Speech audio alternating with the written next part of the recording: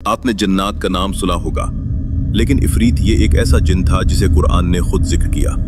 एक ऐसी मखलूक जो आंख झपकते तख्त उठाकर ला सकती थी, लेकिन फिर भी हार गई। लेकिन उसने किससे हार मानी? एक और जिन से, जादू से नहीं, उसने हार मानी इल्म से, अल्लाह के दिए हुए इल्म से। आज आप सुनेंगे कुरान की सबसे पर असरार और ताकतवर कहानी, जहां जादू, जिन और ईमान टकराए। हजरत सुलेमान अल्लाह के वो पैगंबर थे जिन्हें इंसानों ही नहीं, जिनों, परिंदों और हत्ता के हवा पर भी हुकूमत अता की गई थी। उन्हें हर जबान की समझ थी और उनका दरबार दुनिया का सबसे अजीम दरबार था, जहां इंसान भी थे, जिन भी और फरिश्ते भी। एक दिन उनका एक वफादार परिंदा हुदहुद एक अहम खबर लेकर आया। उसने बताया कि मैं सबा नाम के इलाके से आया हूं, जहां लोग सूरज की पूजा करते हैं। वहां की हुक्मरान एक औरत है, मलका बिल्किस। उसका तख्त नफरत का नहीं, शान और शौकत का निशान था। जेवर, नक्शो निगार, सोना चांदी, हर चीज उसमें शामिल थी। हजरत सुलेमान ने यह खबर सुनकर इस कौम को शिर्क से रोकने और अल्लाह की तरफ बुलाने का फैसला किया। उन्होंने मलका बिल्किस के लिए एक पैगाम भेजा, बिस्मी अल्लाहिर्रहमानिर्रहीम, अल्लाह के नाम से जो सब पर मेहरबान निहायत रहम करने वाला है। मुझसे सर तस्लीम खम करो और इस्लाम में दाखिल हो जाओ। जब बिल्किस ने पैगाम पढ़ा, उसने मशवरा किया और फिर फैसला किया कि वो खुद हजरत सुलेमान से मिलने जाएगी। लेकिन यहां से कहानी एक नया मोड़ लेती है।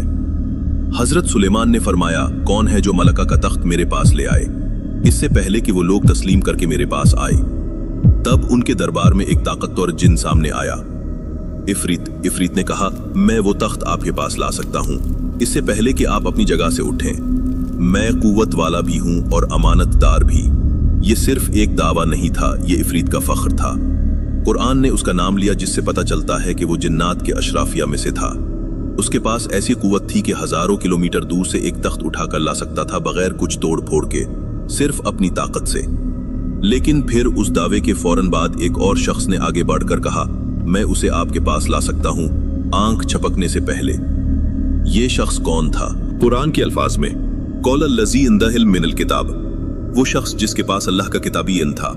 और फिर पल झपकती और मलका बिल्किस का वो शानदार अजीम तख्त हजरत सुलेमान के सामने था। न इस तख्त में कोई चीज टूटी, न वक्त जाया हुआ। ये मोजज़ा था, जादू नहीं, जिन नहीं, बल्कि इल्म का मोजज़ा। हजरत सुलेमान ने तख्त देखकर फख्र नहीं किया। इनका पहला जुमला था, ये मेरे रब का फजल है ताकि मुझे आजमाए, क्या मैं शुक्रगुजार होता हूं या नाशुक्री करता हूं। ये वो मुकाम था जहां अफरीक की ताकत भी पीछे रह गई। ऐसी कुव्वत जिस पर जिन भी फख्र करते थे, अल्लाह के एक बंदे के इल्म के सामने झुक गई। ये कहानी सिर्फ जुनू की नहीं है, ये तालीम है कि दुनिया की सबसे बड़ी ताकत भी अगर अल्लाह के इल्म के बगैर हो तो अधूरी है। अफरीत जैसे जिन भी अल्लाह के हुक्म के मोहताज हैं। इल्म सिर्फ किताबें नहीं, अल्लाह का दिया हुआ नूर है। अफरीत ने तख्त नहीं उठाया, क्योंकि अल्लाह ने दिखा दिया कि तख्त उठाना ताकत से नहीं, इज़्न से होता है। अगर आपके पास दुनिया की हर दौलत हो लेकिन अल्लाह का इल्म और शुक्र ना हो तो आप अफरीत से बेहतर नहीं। और अगर आपके पास कुछ नहीं लेकिन दिल में ईमान और अल्लाह का दिया हुआ नूर हो तो आप उस शख्स जैसे हो जिसके लिए पल झपकते वक्त रख गया। अफरीत हार गया, इल्म जीत गया, ताकत छुप गई, शुक्र चमक गया। ये कुरान का वाकया आज भी हमें सिखाता है कि असल कुदरत जादू या जिन्नात में नहीं, बल्कि रब के इल्म और रहम में है। ये सिर्फ एक कहानी नहीं थी, ये कुरान का पैगाम था। अगर आप चाहते हैं कि ये रोशनी औरों तक भी पहुंचे तो इस वीडियो को लाइक जरूर करें।